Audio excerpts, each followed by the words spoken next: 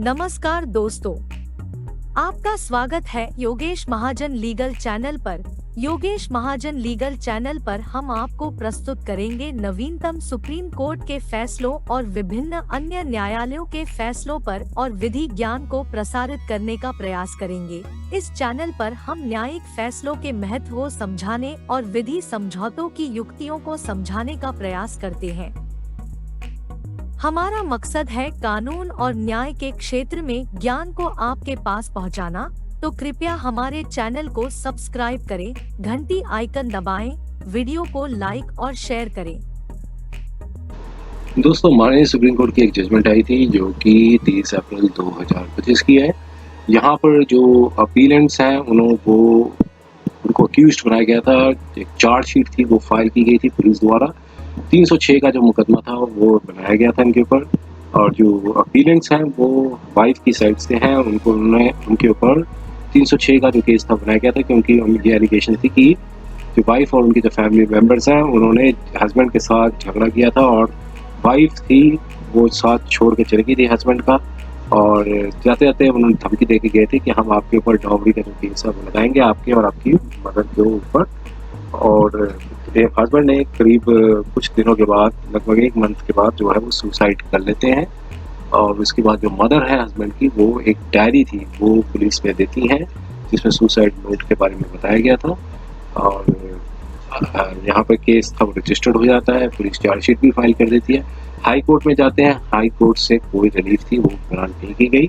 लेकिन जब supreme court में आते हैं तो ये कहा कि कोई जो क्लोज प्रॉक्सिमिटी जो होनी चाहिए इवेंट की वो इसमें नहीं है। सुसाइड जो की गई थी वो 1 महीने के लगभग के कुछ दिनों के बाद की गई थी, और किसी प्रकार का वाइफ के और फैमिली मेम्बर्स का हस्बैंड के साथ कोई कांटेक्ट नहीं था। तो यहाँ पर जो इंग्रेडिएंट्स हैं अबेटमेंट के वो नहीं बन रहे हैं, और इसी ग्राउंड्स पे जो रिलीफ थी वो ग्रांट कर दी गई। तो आइए इसके कंटेंट्स को देखते हैं, समझने की कोशिश करते हैं क्या था मैटर, और कोर्ट ने किस आधार पे जजमेंट के रिलीफ दिया था। जो 13 अप्रैल 2018 की जजमेंट थी सिंगल जज मद्रास हाई कोर्ट की, जो याचिका थी अपीलेंट्स की 482 CRPC की, जिसमें चार्जशीट सबमिट की गई थी 306 के तहत, उसे डिसमिस कर दिया था। और फैक्ट्स ये थे कि जो दिनेश है और अक्यूज नंबर 7 है, उनकी जो मैरिज थी 2013 में हुई थी, और डिसीज जो है जिनकी डेथ हुई है वो इंजीनियर थे, और अक्यूज नंबर जो 7 है वो MBA ग्रेजुएट थे। अब मैरिज के बाद रिलेशनशिप था वो खराब हो गया। इंसिडेंट बताया 10 नवंबर 2013 का। अक्यूज नंबर 106 डिसीज्ड के घर में आए, उनके साथ झगड़ा हुआ, अब्यूज ने किया, ना सिर्फ अब्यूज किया डिसीज्ड को और उनकी फैमिली को, और एक फिल्थी लैंग्वेज भी यूज की, इंसल्ट भी किया डिसीज्ड को, और उनको इम्पोर्टेंट और इनफर्टाइल कह के जो है संबोधित किया। अक्यूज नंबर 7 जो है वो अक्यूज नंबर 1 से 6 के साथ चली गई पेरेंटल होम्स में। और प्रोसिक्यूशन का असर्शन ये था कि डिसीज जो है 10 नवंबर 2013 से लेके 9 दिसंबर 2013 तक वो उनको हरासमेंट मिली अक्यूज नंबर 1 से 7, जिसकी वजह से डिसीजन है सुसाइड थी वो कमिट हुई। पुलिस ने जो केस था रजिस्टर्ड किया सेक्शन 174 CRPC। एक कंप्लेंट थी वो रजिस्टर्ड की थी, जो रिस्पॉन्डेंट नंबर 2 जो कि यंगर ब्रदर है डिसीज्ड के, और उन्होंने कहा कि जब अक्यूज नंबर 7 जो जा रही थी तब को अक्यूज ने थ्रेटन किया था कि वो डाउरी का केस है वो डिसीज्ड और उनकी मदर के अगेंस्ट में डालेंगी, जिसकी वजह से उनकी गिरफ्तारी जो है वो हुई। इस शेम की वजह से, डिग्रेडेशन और डिप्रेशन की वजह से डिसीज्ड ने घर से बाहर निकलना बंद कर दिया, पब्लिक के साथ मिलना बंद कर दिया।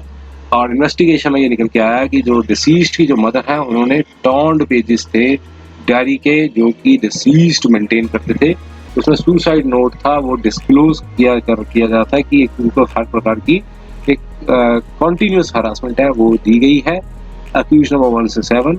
और FIR थी वो रजिस्टर्ड की गई थी 306 के धारा में, और जो altering it from section 174 CRPC से उसको मीन्स रजिस्टर्ड कराया गया था।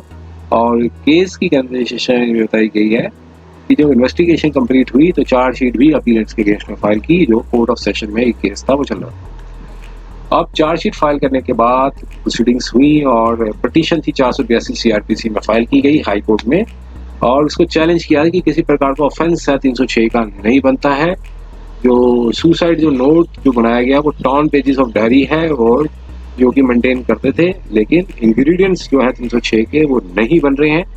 और अदर एस्पेक्ट ये बताया कि इन्वेस्टिगेशंस में भी फ्लॉज थे, वो भी पॉइंट आउट किया। हाई कोर्ट ने सबमिशंस थी पार्टीज की सुनी और प्रोसीड किया और डिसमिस कर दी जो प्रेजेंट अपील थी उसको, जिसकी वजह से प्रेजेंट अपील है वो फाइल की गई है। और कंटेंशन अब यहाँ पर सबमिशन ये दी गई कि जो सुसाइड नोट था वो स्पेसिफाई नहीं करता किस तरीके पे लिखा गया था। ये भी कहा गया कि जो स्टैंड ये था प्रोसिक्यूशन का कि टॉन पेजेस थी डायरी के वो फॉरेंसिक लेबोरेटरी में भेजे गए, लेकिन किसी प्रकार की रिपोर्ट भी रिकॉर्ड में नहीं बताई लाई गई जो आइडेंटिफाई करती हो कि ये हैंड राइटिंग एक्यूज्ड की है, डिसीज्ड की है सॉरी। और साथ में बताया कि जो इंसिडेंट था हरासमेंट का जिसकी वजह से डिसीज ने सुसाइड की थी वो 10 नवंबर जो 2013 का वाकया था, लेकिन जो सुसाइड का बारे में बताया कि वो हुई थी 9 दिसंबर 2013 की। तो जो इंसिडेंट की जो घटना थी वो 10 नवंबर थी और जो सुसाइड जो की गई थी 9 दिसंबर की गई थी। सुसाइड नोट को देखने के बाद एक्यूज नंबर 7 और जो 7 एक्यूज हैं वो विजिट किया था उन्होंने डिसीज के घर में। सिर्फ एक दफ़ा ही आए थे नेक्स्ट डे 11 नवंबर 2013 को, और उसके बाद किसी प्रकार का फर्दर कांटेक्ट उनका नहीं रहा था और कुछ भी रिकॉर्ड में नहीं आया, जिसकी वजह से कि जो अनफॉर्चुनेट इंसिडेंट है वो हुआ हो और यानी जो जिसका किसी वजह से क्लोज प्रॉक्सिमिटी रही हो जो इंस्टिगेशन किया गया हो अपीलेंट्स की साइड से। साथ में ये भी कंटेंशन थी कि एसेंशियल इंग्रेडिएंट्स थे 306 के वो नहीं बनते हैं और किसी प्रकार का प्रोवोकेशन जो नहीं हुआ था और ना ही इंस्टिगेटिव एक्ट हुआ था जो उसका कोई टेम्पोरल प्रॉक्सिमिटी हो इंसिडेंट की। जो लैंग्वेज एम्प्लॉय की गई है सुसाइड नोट की वो भी किसी प्रकार का रिफ्लेक्ट नहीं करती कि किसी प्रकार की डायरेक्ट इंड्यूसमेंट हुई हो जिसकी वजह से डिसीज्ड के पास कोई ज़्यादा चारा ना रहा हो और जिसकी वजह से उन्होंने एक्सट्रीम स्टेप लिया हो। लेकिन जो न्यूज़ को भी हम जो अज्यूम कर लिया जाए डिसीज्ड के और उस कंटेंट्स को पढ़ने के बाद ये करते हैं कि डिसीज जो है वो इमोशनली सेंसिटिव है और जो उन्होंने काम किया है वो डिस्प्रोपोर्शनेट है ग्रेविटी के साथ, जो इवेंट हुआ था उसके साथ डिस्प्रोपोर्शनेट है। और रिमार्क्स जो थे कि जो क्वेश्चन ऑफ मैनहुड और डिसीज जो है वो हर्टफुल हो सकते हैं लेकिन डिग्निटी से, लेकिन ये भी काफ़ी नहीं होता है, पर्याप्त नहीं है जो 1 महीने के बाद उन्होंने कदम उठाया था। तो इसलिए इसको इंटरप्रिटेशन करना सफिशिएंट प्रोवोकेशन है जिसकी वजह से ये रीजनेबल पर्सन जो है वो ऐसा इरिवोकेबल जो स्टेप लेगा। तो अब काउंसिल्स जो अपीलेंट्स ने कुछ जजमेंट्स इस पर भी रिलाई किया और अब जो स्टेट के जो काउंसिल हैं और रिस्पोंडेंट्स के काउंसिल है उन्होंने कहा कि प्राइम फेशिया बेस बनता है और ये क्वेश्चन ऑफ ट्रायल है कि वो डिसाइड किया जाए कि किस बेसिस पे जो बेसिस ऑफ एविडेंस पे बताया जाए कि ये एप्रोप्रिएट नहीं होगा कि इस स्टेज पे इंटरफेयर करना। और जो काउंसिल ने भी सपोर्ट किया जजमेंट जो पास की गई थी हाई कोर्ट द्वारा, उसको जजमेंट को सपोर्ट किया और यहाँ पर प्रेयर की थी कि अपील जो है उसे खारिज कर दिया जाए। अब ये सबमिशंस थे काउंसिल्स की पार्टीज ने उनको देखा और सुसाइड नोट भी अथॉरिटी किया गया था जो डिसीज द्वारा उसको भी देखा। अब यहाँ पर कहा परस्यू करने के बाद ये निकल के आता है कि जो 4 पर्सन्स थे वो रिस्पॉन्सिबल थे सुसाइड के जिनका नेम मेंशन किया गया है, लेकिन प्राइमरी रीजन जो पॉइंट आउट किया गया था वो मैरिज नहीं की वजह से, जो मैरिज वर्कआउट आउट नहीं हुई थी उसका ये रीज़न जो है वो सुसाइड नोट में बताया गया था। अब यहाँ पर बताया कि जो इंसिडेंट जो हुआ जिसकी वजह से एक्चुअल सुसाइड हुई जब रिलेटिव्स थे वाइफ के जिनको अक्यूज्ड था वो बनाया गया था और अपीलेंट हैं वो उनके घर में आए थे, बाहर घर के अंदर घुस गए थे 10 नवंबर 2013 को। फिर उसकी वजह से उन डिसीज्ड को अब्यूज़ किया और मदर के अगेंस्ट में फ्लिथी लैंग्वेज यूज़ की और उन्होंने मैन हैंडल भी किया था। तो वाइफ थी डिसीज्ड की वो उनके साथ गई पेरेंटल होम में और जब जाते आते वो पब्लिकली धमकी भी देती गई कि जो डिसीज्ड है वो इम्पोर्टेंट है और वाइफ ने थ्रेटन भी किया कि पब्लिश भी किया कि वो इंटरनेट में उनकी जो फोटोग्राफ्स ली गई हैं उनके द्वारा उसको भी पब्लिश कर देंगे। एलिगेशन थी नेक्स्ट डे को 11 नवंबर 2013 को वाइफ एक्यूज नंबर 7 है और 2 पर्सन्स भी उनके घर में आए थे इंसिडेंट के बारे में। और जो इंसिडेंट हुआ था 10 नवंबर 2013 को वो एक वेल प्लान था जो एग्जीक्यूटेड किया गया था रेपुटेशन, फैमिली के रेपुटेशन को डैमेज करने के लिए। एलिगेशन थी कि रिलेशनशिप्स हैं इनकी वाइफ के और थ्रेट फॉल्स इम्प्लीकेशन थी रॉबरी केस का, वो उसको भी हाईलाइट किया गया था। अब यहाँ पर आया कि हम कोर्ट ने कहा कि पहले हम देखते हैं कि सीक्वेंस ऑफ इवेंट्स क्या थे। जो स्टेटमेंट ऑफ सुसाइड नोट था वो था, जो स्टार्ट होता है 11 नवंबर 2013 से, जो एक्चुअल डेट ऑफ सुसाइड थी 9 दिसंबर 2013 की थी। तो किसी प्रकार का कोई कांटेक्ट नहीं बनता इस पर्सन के साथ, या फिर फोन द्वारा या फिर किसी अदर मीन्स द्वारा डिसीज्ड और रिलेटिव्स के, कि उनकी जो वाइफ है और अदर एक्यूज्ड है वो उन्हें किसी प्रकार की कंटिन्यूअस हरासमेंट और टॉर्चर किया हो, और किसी प्रकार का जो प्रेशर है वो एक्यूज्ड के हाथों में दिया गया हो। Appearance accused appearance on the deceased, कोई प्रकार की प्रॉक्सिमिटी हरासमेंट और इंस्टिगेशन नहीं हुई prior to incident of the suicide.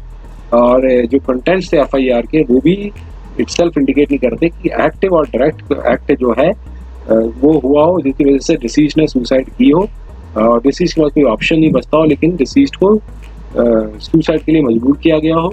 और जो सुसाइड नोट से भी किसी प्रकार की अबेटमेंट जो है वो एस्टेब्लिश नहीं हो रही है। अक्यूज्ड ने इंस्टिगेट किया डिसीज्ड को, और देयर हैज बीन कोई परसिस्टेंट क्रूरटी हरासमेंट थी जिसकी वजह से अबेटमेंट की गई हो।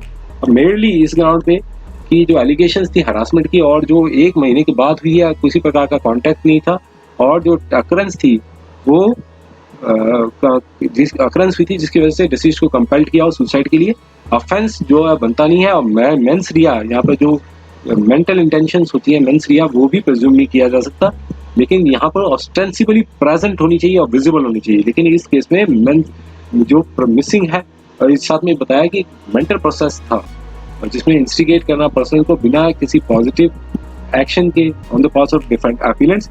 अब यहाँ पर कहा कि वो इंस्टिगेट करना या एड और in the committing of suicide, जो इंग्रेडिएंट्स जो है वो यहाँ पर नहीं बनते हैं। 306 का जो क्राइम है वो पहली रिक्वायरमेंट होती है, वो होती है अबेटमेंट ऑफ कमीशन, जो कि इंग्रेडिएंट्स जो है अबेटमेंट के वो पाए गए हैं 107 इंडियन पीनल कोड में, कि इस प्रकार की इंस्टिगेशन होती है, डायरेक्ट एंगेजमेंट होती है खुद द्वारा या फिर किसी अदर पर्सन द्वारा, या फिर कॉन्सिक्वेंसी की गई हो किसी चीज को करने, या फिर लीगल ओमिशन किया गया हो कॉन्सिक्वेंसी के प्रस्यू करने के बाद। और थर्ड इंटेंशन थी इलीगल ओमिशन की गई हो किसी कार्य करने के लिए। और लार्ज जजमेंट थी कोर्ट्स की, वो ये बताती हैं कि एसेंशियल इंग्रेडिएंट्स है ऑफेंस के 306 के, वो बनते हैं अबेटमेंट के, intention of the accused to aid and instigate और abet the deceased to commit suicide. Mainly इस एक्ट के साथ कि जो अक्यूज्ड ने एक हाईली इंसल्टिंग की थी डिसीज्ड को और अब्यूजिव लैंग्वेज दिया था, वो कंस्टिट्यूट नहीं करता अबेटमेंट टू सुसाइड का। और एविडेंस जो सजेस्ट किए जा रहे हैं अक्यूज्ड के, अक्यूज्ड ने जो अटेंशन के साथ किए थे वो थे इंस्टिगेट करना डिसीज्ड को टू कमिट सुसाइड। तो एक दो और जजमेंट्स की उनका रेफरेंस दिया है, Uday Singh and others versus state of Haryana की जजमेंट है, उसका रेफरेंस दिया है। अब यहाँ पर बताया कि जो एसेंशियल इंग्रेडिएंट्स थे ऑफेंस के अबेटमेंट टू सुसाइड, और इंग्रेडिएंट्स है वो फुलफिल नहीं करते, और इस प्रकार की फर्दर कंटिन्यूएशन करना प्रोसीडिंग्स की वो सस्टेनेबल नहीं होगा। अदर एविडेंस थे जैसे स्टेटमेंट है जो रिलाई की गई है प्रोसिक्यूशन की, जो सुसाइड नोट से अलावा थी, वो भी किसी मैनर पे प्रोसिक्यूशन के केस को एडवांस नहीं करते। पर्टिकुलरली जब फाउंडेशन जो केस थी वो सुसाइड का नोट ही है, और हर एलिमेंट जो बताया गया है अबेटमेंट का वो